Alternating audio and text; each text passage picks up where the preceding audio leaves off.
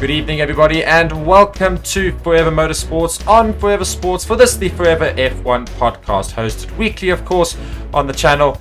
And I'm joined by Reece today, who's on my left, technically on the screen, your right, whatever it is. Reece is down in Durban, and of course, we are all looking forward to the Canada Grand Prix this week. This is not the preview. The preview comes on Thursday, but nonetheless, this is our weekly show. And lots of other things to talk about with regards to F1 since the Spanish Grand Prix. And Reece, I hope you're well, and just let me know how you're feeling going into this week with regards to Formula One news in general. Yes, well, certainly looking forward to this weekend. I think it's going to be very exciting. I think a lot of teams are still trying to get to the bottom of their new upgrades. Certainly Mercedes will be wanting to get to the bottom of theirs, so we could see them hopefully making some more gains this weekend, as well as Aston Martin are supposed to be bringing a big upgrade package as well. So whether they're going to be fighting at the top, we'll have to wait and see. It could be a very exciting weekend. Yeah, and lots of news to go through. I say lots. There's some news to go through. There hasn't been a massive amount of breaking news and otherwise, some things that we would see throughout the week. But we have got a few things and updates about Lewis Hamilton and his contracts and his potential teams going forward. Toto Wolff and Hamilton talking about the current challenges with Red Bull. Wolff throwing support to Günther Steiner. Steiner, of course, in terms of the FIA, after Steiner got a warning from the FIA. Jeremy Clarkson has been in the talk for the last week. And, of course, a little bit closer to home for us South Africans, we've got a little bit of positive news, a little bit of a glimmer of hope with regards to the South African F1 race, potentially actually still a possibility. So we'll go through all of that, of course. And, I think let's head on right to the next studio. Then we've got Fernando Alonso up there in the middle there. But Fernando Alonso's teammate Lance Stroll will be at home this week in his home Grand Prix in Canada. But you say that Aston Martin are going to be bringing upgrades to Canada. And can you elaborate a little more on that, or is this just still a little bit unknown? Do we not know what's happening quite yet? I don't think we know too much what's happening, but I mean, it will certainly be track specific as well. I mean, Canada is such a high speed track. As I'm sure you know, Mark, from us playing and practicing in the Formula One game. But yeah, I mean, that could be track specific, so they could have a new rear wing for that, possibly a new double diffuser. They might be trying to go a little bit more towards Red Bull's philosophy. We don't really know. We'll have to wait and see, though. Yeah.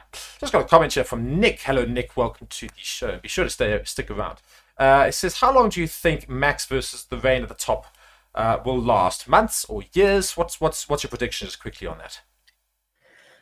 That's very difficult to tell at the moment. I mean, there's still a lot up in the air at the moment. I think Red Bull will be a little bit nervous going past 2026 because Honda's leaving them and going to Aston Martin, so they're taking over their engine department. So maybe we might have them dominating until then if other teams can't catch up too much. So that would be another 3 years, you reckon, and then it'll become more of a tasty competition at the top?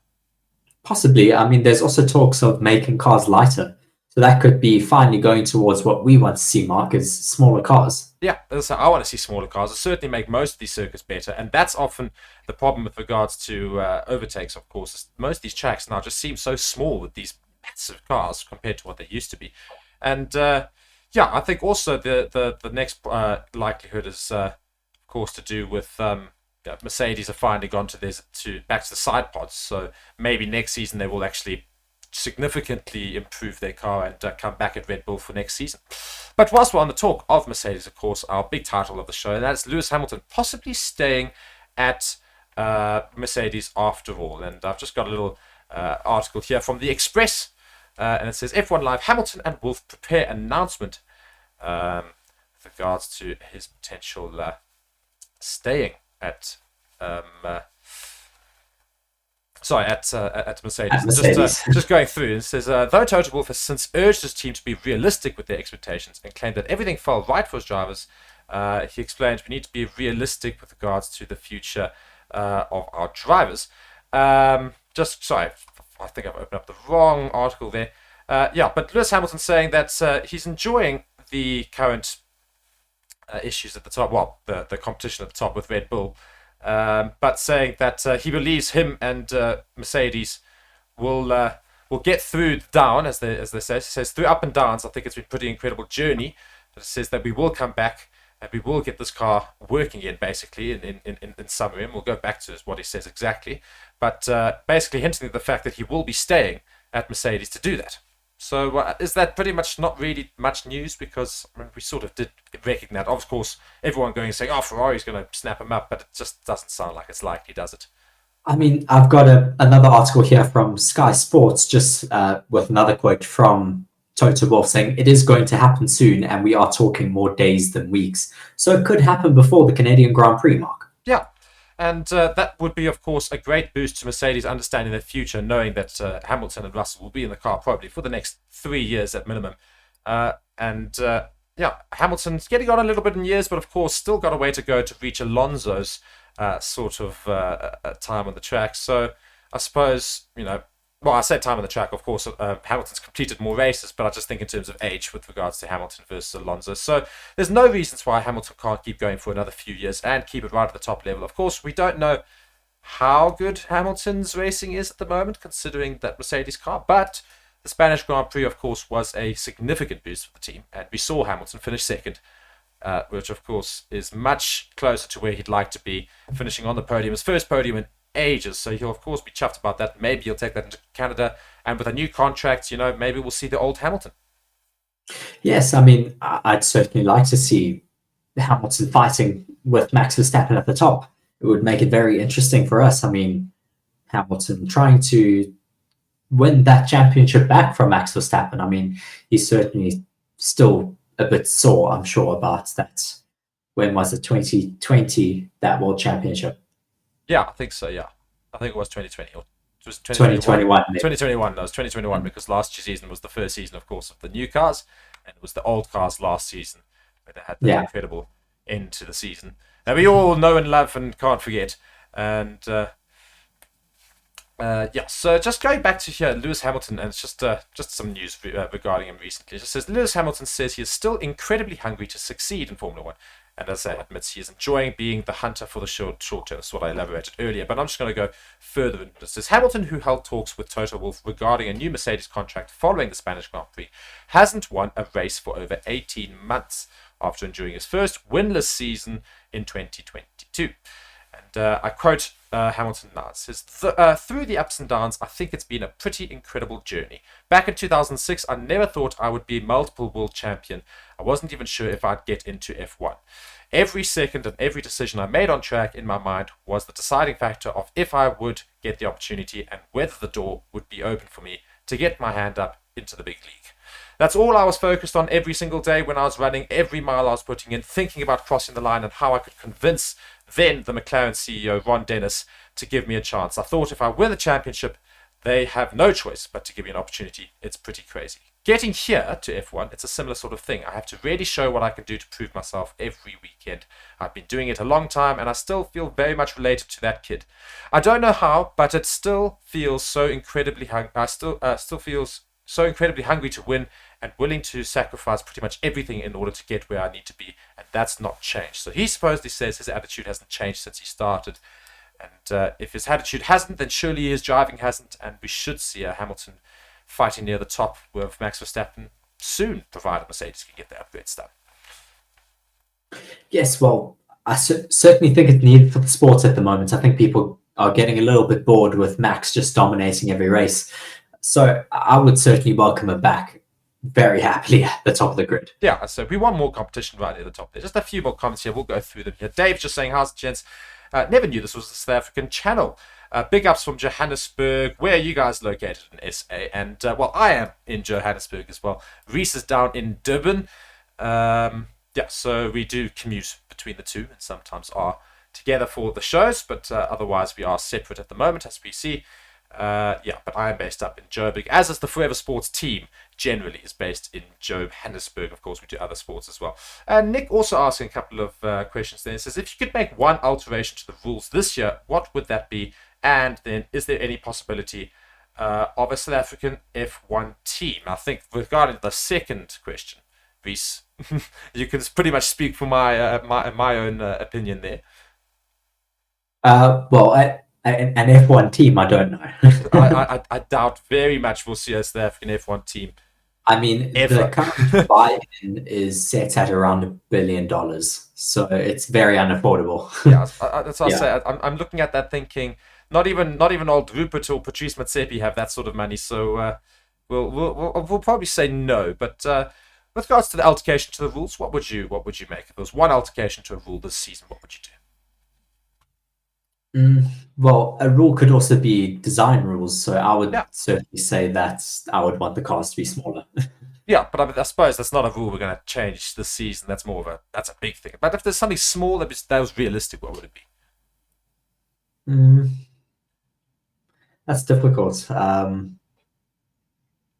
Yeah, I don't know. See, I would tell you exactly where I would make it because we've seen it a couple of times this season where we've seen incredible laps deleted for track limits. And I'm going to say that when you go around the track in your qualifying lap, you can have instance, one instance around the track where you've had all four tires off the track. That's basically like your get out of jail free card for your lap because it's so strict. The moment all four of your tires go ever so slightly off, they decide, boom, that's your lap deleted. We saw Hulkenberg, I think it was Hulkenberg, was it Magnussen? One of them put in an unbelievable lap, would have got into Q1 and only finished in Q2 as a result, but put the quickest lap in by a country mile. And we literally looked, and I was like, 0.6 millimeters or something stupid, or 0.6 centimeters, obviously, away from the line. I would personally just change that.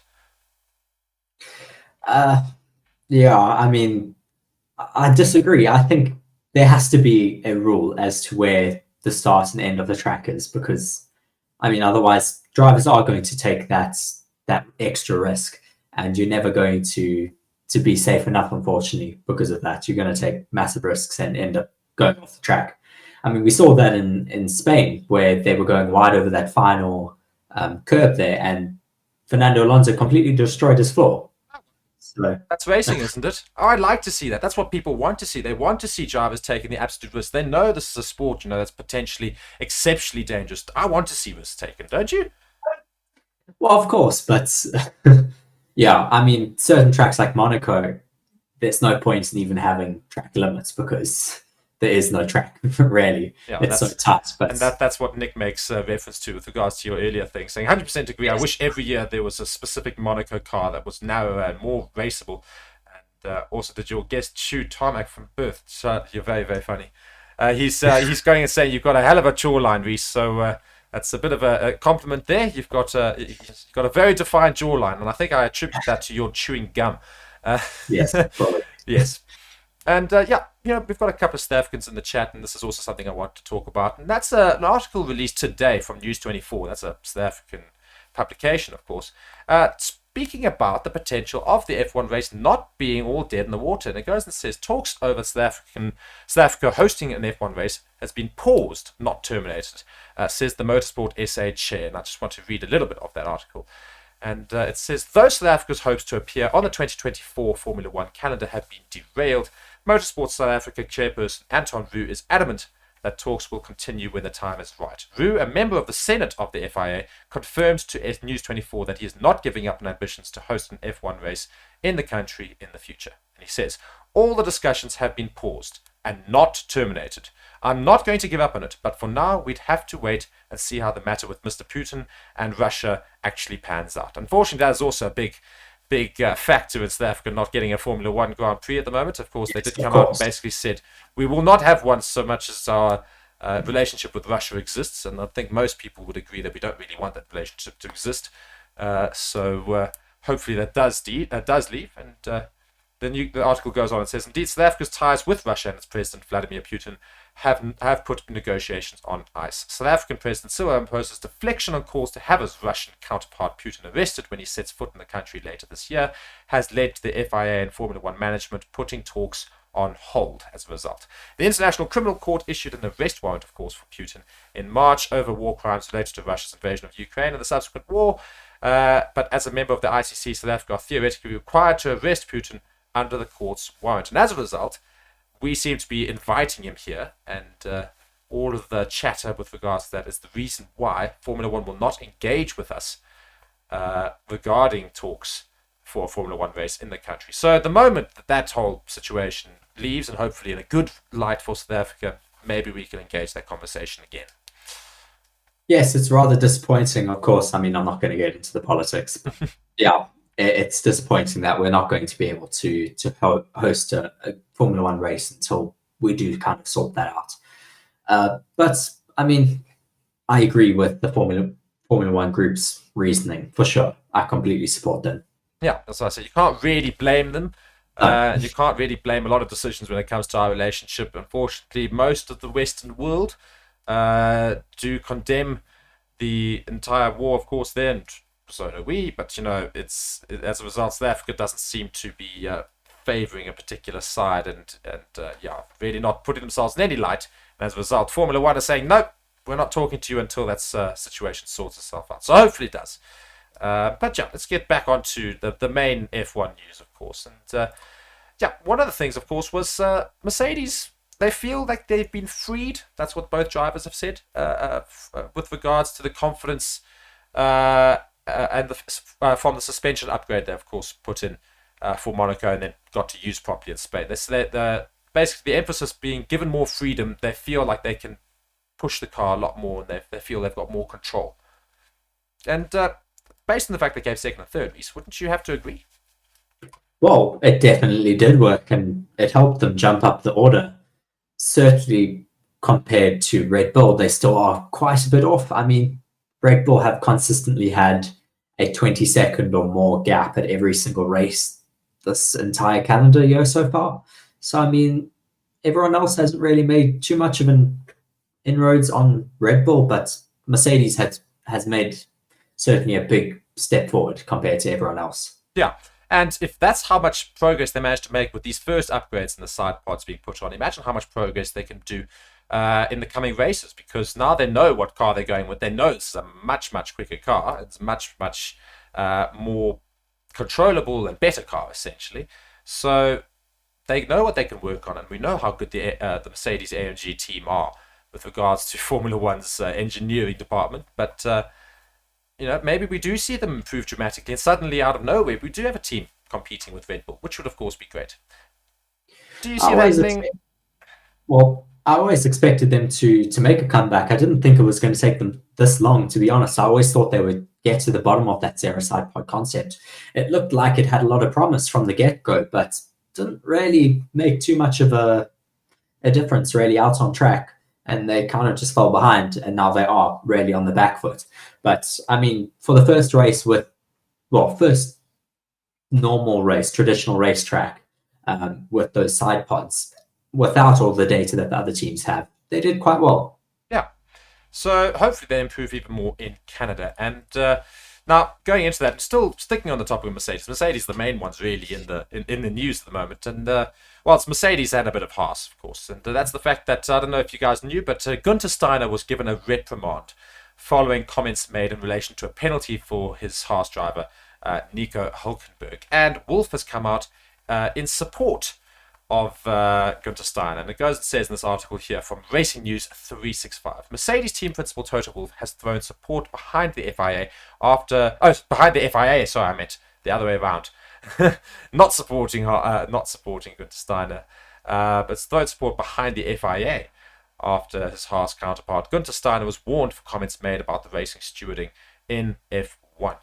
Steiner, who was unhappy with a penalty handed to Nico Hülkenberg at the Monaco Grand Prix and was subsequently handed a reprimand having been found in breach of the FIA International Sporting Code. The Italian said, "We need a different system for stewards," Steiner told media, including the publication I'm reading from, in his press briefing on Thursday ahead of the Spanish Grand Prix weekend. And every professional sport has professionals being referees and stuff like this. F1 is one of the biggest sports in the world, and we still have laymen deciding on the fate of people which invest millions into their careers. And it's always a discussion because there's no consistency. So no holding back from Steiner there. You're not allowed to say that as a team principal. I mean, there's rules against all of this. Yeah, and but Steiner would later offer an apology for the terminology used in his scathing criticism, having been given his warning. And I have never had my doubts in the system, is what Wolff has said in response. Wolff experienced a cool relationship with race control and stewards during the 2021 season, but speaking to media, he insisted, "I had never had my doubts in the system, I had my doubts in individuals. As a steward and a race director, you are under immense pressure to do the right things, and probably every decision is going to have someone that likes it and the other one that doesn't. So I think they're just trying their best, and we need to support the FIA where we can. And I probably can't disagree too much with that, I suppose. Yeah, I mean, as I said already, you can't really criticize the FIA. It's something that you don't really do when you're a team boss. You're supposed to show faith in it. I mean, we saw a little bit of um, Toto Wolff criticizing the FIA after Lewis Hamilton's lost victory in 2021. But I mean, after that, it's really been from everyone support towards the FIA. Yeah, and this season as well, the FIA. I mean, how would you rank them so far? I mean, they have been inconsistent at certain races, that's for sure, with their rulings. Some races they're a bit stricter than others. I mean, I think they're still trying to get to a happy medium with this. I mean, some races we've had multiple safety cars and red flags out of nowhere. I mean, thinking back to Australia, we had how many red flags in the space of like half an hour? But yeah. I mean, what's also interesting is for me, with regards to the FIA's rulings this season, has been the fact that safety cars aren't really something they want, which the crowd do. It's an interesting one because we've only really seen virtual safety cars most of the time, if we do have one, and otherwise, they've been very quick not to, in the recent races at least, not to put a safety car out because, obviously the virtual safety car is more fair in terms of those who gain a big advantage on those behind them, but it also doesn't allow for close racing after that restart. We love to see a safety car restart. It's a little bit more action that the crowd gets to see. Maybe something interesting happens. It's a chance for those drivers that fall behind a little bit, maybe from a mistake or two or something, to take it back. Strategies get changed. And we haven't seen a safety car now. It's in 3 races. Yeah, I mean, I certainly expected to get one in Monaco, and we didn't. That was certainly an outlier. We normally always have one in Monaco, so that was interesting. But yeah, other than that, the last few races have been clean at least, so there hasn't been the need for it. Monaco, though, had quite a few offs, and we didn't get a safety car, so yeah, interesting. Just somehow all the drivers seem to get themselves really close to an area they could take the car very quickly. So it doesn't allow for a safety car. But I think we finally will have a safety car this weekend. We surely have to, because it's been too long without one. And this is Canada, of course, as you said, high-paced circuit. I'm sure. I wonder if the World of Champions will take another victim. Exactly. Yeah. The World of Champions, of course, being the last corner on the track, and a lot of big names have lost it there in that final corner. I know it very well. Every single time I go around the track in Canada, I hit it every time in the game, and I think we'll see that tonight. Of course, we're going to go and record our gaming stream later, and Yes. we'll see that, I'm sure, many times. Everybody going into that wall, as Reece mentions. And just lastly, just to wrap things up for the show today, and I think this is just a fun little thing here. And Jeremy Clarkson, who of course is a huge F1 fan, particularly. He's quite fond of Alpine, who's just down the road from his farm, of course. Well, I think he's a big fan of Fernando Alonso specifically, to be honest. Yeah, but of course Fernando Alonso not in the Alpine team. Alpine. Yeah. No problem. But he was in the Alpine team. Jeremy Clarkson's a huge fan of Fernando Alonso, though, as you say. But he's a fan of lots of things. He's a fan, of course, of Lewis Hamilton and Mercedes in general. Red Bull he likes as well. He loves Ferrari, of course, but he's got a little soft spot for Alpine because they're just down the road from his diddly squat farm. And just in the news this week with regards to F1 and Jeremy Clarkson, he bought 1,000 beers of his own beer, of course, Hawkston Lager. He went and bought it for the entire F1 team, and he delivered it to them via tractor. He took it to his Lamborghini tractor. He got on it and he went down to the Alpine team headquarters. And just reading an article here from the Express, and it goes and says, Jeremy Clarkson stuck to his word by surprising the entire Alpine team with 1,000 beers on Monday to celebrate Esteban Ocon's podium finish at last month's Monaco Grand Prix. The former Top Gear star, who lives locally in Alpine's base in Oxfordshire, previously vowed to buy a pint for the whole team if Ocon held on to secure a memorable top 3 finish at F1's most iconic street circuit. Clarkson made the offer via Twitter during the race by posting, "Come on at Alpine F1 team, I'll buy you all a pint if you get a podium here." Ocon went to deliver the goods by keeping 4th place Lewis at bay during the closing stages in Monaco, promoting Clarkson to follow through on his promise by hand delivering plenty of bottles to Aston on Monday. The 63-year-old turned up with on a tractor with 1,000 beers in his trailer before jumping out and handing them to Alpine staff outside the entrance to the facility. He was also pictured chatting with Ocon in the sunshine and had time to pose for a number of photographs with team members, which have since been shared by Alpine's official social media channels. The team went on to publicly thank Clarkson for sticking to his promise by posting on Twitter, delivering on his word, cheers for the beers. So, nice little feel-good there, and Jamie Clarkson not doing himself any wrongdoing by doing that. And I think that's quite a nice little touch, and Alpine will be quite happy. Yes, for sure. I mean, Jeremy also got to pose with that Monaco Grand Prix trophy, which was quite cool. He was seen holding it in a video. Very good, I'm sure, good branding for his Hawkstone Lager beer company at the moment. He also put a sticker on the car. I wonder if we'll see that in Canada or not. I love that. Yeah, I doubt that, but it would be quite cool if they do leave it on. Yeah, if you guys are interested, you should go and check the video. There's a little video where he sneaks up to the Formula One car just there, and he happens to just attach a Hawkstone Lager sticker right near the driver's seat, which is quite funny. Yeah. But yeah, I mean, that's sort of going to bring us a bit to a close here for this week's Forever F1 podcast. Of course, we've got the Canada Grand Prix this week, and we will have a preview show or / a preview video probably on Thursday. Can't decide if I want to make it live or not yet, but we'll have that on Thursday, of course, for the Canada Grand Prix. It's quite a friendly timed Grand Prix. I thought it would be horrible, but it's actually very friendly for those in Europe and Africa. Those in East Asia, not so friendly, guys. You are going to be very, very early in the morning for your race. But of course, we will catch you there on Forever Motorsports and Forever Sports. And Reece, just some final thoughts heading into this weekend. Is there anything that you predict very, very quickly? Of course, don't want to get too much into it. Yes, well, I just had one article that I did want to read. Oh, go for it.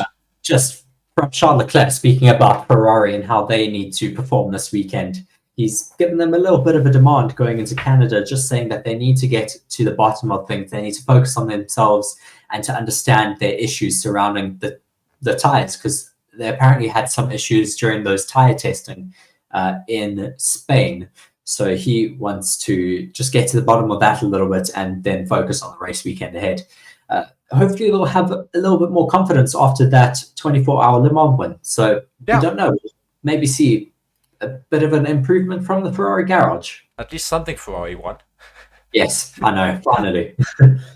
Yeah, and Reece apparently is doing a video on the Le Mans Grand Prix win for Ferrari, a historic win, of course. Last time they won it was 1965. They also haven't been in Le Mans for ages.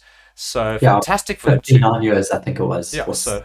Yeah, fantastic for them to come back with a victory as well. So great win for the Le Mans Ferrari team. Could the F1 team try and replicate something similar? But we'll all have to see this weekend going into Canada. Guys, thank you so much for joining us for this week's Forever F1 podcast with Reece and myself, Mark. Of course, we will see you this weekend. And stick around on the channel. Be sure to subscribe, like the video, and go check out some of our other content on the channel as well. And otherwise, our partner channel, Forever Motorsports, which is dedicated just to motorsports. And we will see you in the next one, guys. Thank you so much for watching. Goodbye.